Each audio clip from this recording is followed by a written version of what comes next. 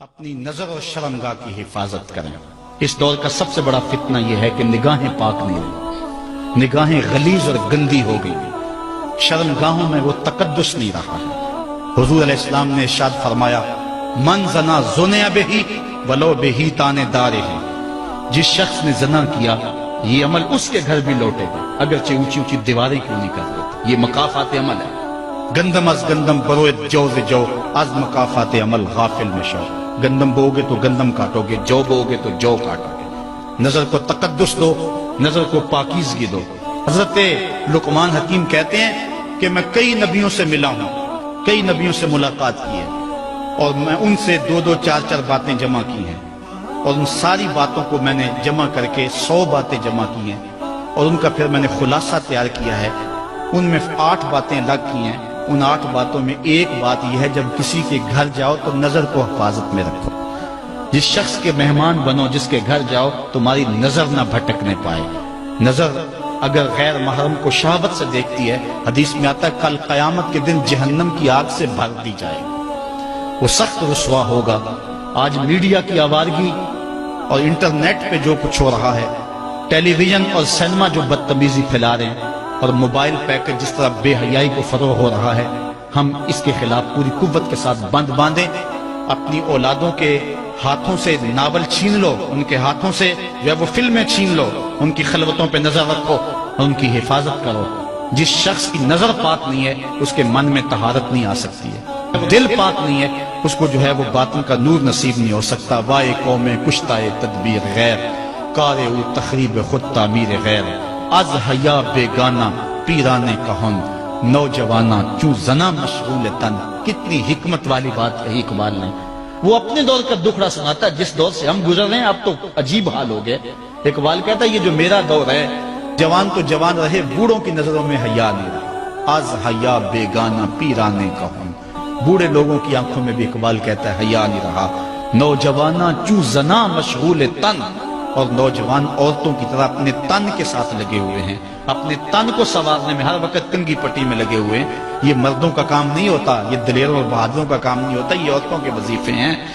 در دل شاں آرزوہا بے ثبات، مردہ زائن از بطون امہات۔ ان کے دلوں میں آرزویں کوئی اور ہی ہیں، اور ماؤں کے پیٹوں سے مردہ جنم لے رہے ہیں۔ دخترانے او بزلف خود اسیر، شوخ چشموں خود نماؤ خردہ گیر۔ اور قوم کی بیٹیاں اپنی زلف کی خود قیدی ہو چکی ہیں، اور ہر وقت جو ہے وہ اپنے آپ کو آئینے میں دیکھتی رہتی ہیں۔ ساختہ پرداختہ دل باختہ، ابروآں مثل دو تیغ آختہ۔ وہ جو گھر کی رونق تھی، جو آبرو اور حیا کا دوسرا نام تھا، آج وہ دل پھینک قسم کی ہو گئی ہے۔ آہ قوم میں دل سے حق پرداختہ، مرد و مرگ خیش را نہ شناختہ۔ اقبال کہتا ہائے قوم کہ جو مر گئی اور اسے ابھی تک پتہ ہی نہیں چلا کہ میں مر چکی ہوں اور جینے کا سامان نہیں کرتی۔ حضور نے فرمایا ہر دین کی کوئی پہچان ہوتی ہے، میرے دین کی پہچان حیا ہے۔ اگر حیا نہیں ہے تو دین ہی نہیں ہے۔ ہم نے جس دور میں اپنے ماں باپ سے دین سیکھا تو اس وقت اتنے فرقے بھی نہیں تھے، نہ بات بات پہ شرک کے فتوے لگتے تھے، اور نہ ہی لوگ دین کو کاروبار بنائے ہوئے تھے۔ اس وقت کوئی کھڑا ہو کے نعت بھی پڑھتا تھا تو اس کی آنکھیں بند ہوتی تھیں اور تصور مدینے کی گلیوں کا طواف کر رہا ہوتا تھا۔ اور اگر کوئی پیر طریقت تھا تو اس کا مقصد مخلوق کو اللہ تک پہنچانا تھا، لوگوں کا دل اپنی جانب موڑ کے مائل کر کے اپنی جیب گرم کرنا مقصد نہیں تھا۔ اس وقت عالم دین لوگوں کی عقیدتوں کو سمیٹ کر کے، گھیر کر کے، اپنی عقیدت کے دائرے میں ڈال کر کے ان سے سطحی مفاد حاصل کرنے کا دھندا نہیں کرتے تھے۔ اس وقت عالم دین بندے کو گناہ سے نکال کر کے اللہ کی دہلیز پہ سجدہ ریز کرنے کا کام کرتے تھے۔ اور آج ہم دیکھتے ہیں کہ فرقہ پرستوں نے اسلام کو توڑ کے رکھ دیا، اور جو لوگ بیچارے اللہ کے حضور سجدہ ریز ہوتے ہیں ان پر شرک کے اور بدعت کے فتوے لگا کر کے ان کو اسلام سے بدزن کرنے کی کوشش کی، اور نعت خوانیاں ایک بہت بڑا کاروبار بن گیا، اور پیری مریدی ایک بہت بڑا دھندا بن گیا، تو اس دور کے اندر اپنی اولاد کو سنبھالنا، وہ طرح طرح کے سوال کرتی ہے، پوچھتی ہے، تو پھر ان کو دین پر مطمئن رکھنا اتنا آسان کام نہیں ہے۔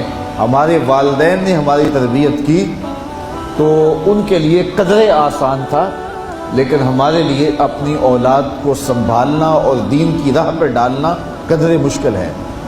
لیکن ہمارے والدین نے جو آسان کام کیا تھا اس کے لیے بھی بڑی محنت کی تھی، اور ہم اپنی اولاد کے لیے کیا اتنی محنت کر رہے ہیں جتنی محنت ہمارے والدین نے ہمارے اوپر کی تھی۔ تو اگر ہم نہیں کر رہے تو پھر ہماری اگلی اولادیں یا ان کی اگلی نسلیں پھر کن ہاتھوں میں ہوں گی؟ تو اس لیے ہمیں خاص طور پہ سوچنا چاہیے۔ میں نے قرآن مجید کی جو آیت کریمہ پڑھی ہے اس میں ارشاد فرمایا، اپنے آپ کو اور اپنی اولاد کو دوزخ کی آگ سے بچا لو جس کا ایندھن انسان اور پتھر ہے۔ تو مجھے اور آپ کو اپنی اولاد کی حفاظت کرنی چاہیے۔ بعض اوقات ہم وطن چھوڑ کے یہاں آتے ہیں اس لیے کہ ہماری اولادوں کا مستقبل ٹھیک ہو جائے۔ ہم خود پردیس کاٹ لیتے ہیں، تنہائیاں کاٹ لیتے ہیں، اذیتوں سے گزر جاتے ہیں، لیکن اولاد راہ مستقیم سے بھٹک جاتی ہے۔ تو ہم نے ان کی دنیا کی زندگی کی تو سنوار دی، لیکن جو حقیقی ابدی اور سرمدی زندگی ہے جو کبھی ختم ہونے والی نہیں ہے تو وہ برباد ہوگی۔ تو ہم نے اپنی اولاد کا بھلا نہیں کیا ہے، اپنی اولاد کا نقصان کیا۔ تو ہمیں چاہیے کہ ہم اپنی اولادوں کی حفاظت کریں، اور اولادوں کی حفاظت کیا ہے؟ ان کے اخلاق اچھے ہوں، ان کا کردار خوبصورت ہو، ان کے دین کی حفاظت ہو، اور وہ ایک صالح، سچے اور کھرے مسلمان کے صورت اپنی زندگی گزارنے کی مشق کریں، اور اس کا عملی نتیجہ ہماری آنکھوں کے سامنے ہو۔ میرے حضور نے ارشاد فرمایا کہ اپنی اولادوں کو 3 چیزیں سکھاؤ۔ پہلی چیز، حب نبیکم، اپنی اولاد کو نبی کریم علیہ السلام کا پیار سکھاؤ۔ دوسری چیز، وحب اہل بیتہ، اور حضور کے اہل بیت کا پیار سکھاؤ۔ اور تیسری چیز، وتلاوت القرآن، انہیں قرآن مجید کی تلاوت کرنا سکھاؤ۔ یہ 3 چیزیں آپ اگر بچپن سے ہی اپنی اولاد کے اندر داخل کر چکے تو پھر آپ کامیاب ہوئے۔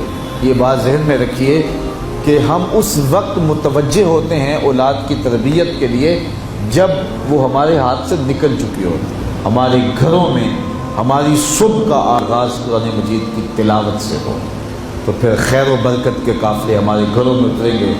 قرآن ہماری زندگی کو بدلنے والی کتاب ہے۔ جب ہمارا ربط اس کتاب سے ہو جائے گا، پختہ تعلق اس کتاب سے قائم ہو جائے گا، تو پھر زمانے کی تیز آندھیاں بھی ہمارے پائے استقلال میں لغزش نہیں لا سکتی ہیں، نہ ہمارے عقائد میں خرابی آ سکتی ہے، نہ ہمارے عمل میں کمزوری آ سکتی ہے۔ اس لیے ہمیں معمول کے طور پہ قرآن مجید کو اپنی زندگیوں میں شامل کرنا چاہیے اور اپنی اولاد کو اس کا خوگر بنانا چاہیے۔ ایک زمانہ تھا کہ ہر گھر میں صبح کو قرآن کھلتا تھا، اور آج وہ دور ہم سے چھوٹتا چلا جا رہا ہے۔ صبح کے وقت موبائل تو کھلتے ہیں لیکن قرآن نہیں کھلتا، جس کا نتیجہ کیا؟ آج بے برکتیوں کے ڈیرے ہیں۔ کثرت مال کے باوجود بھی ہم بے برکتی کی بات کرتے ہیں، اس لیے کہ ہمارے گھروں میں قرآن مجید کا چراغاں نہیں ہے۔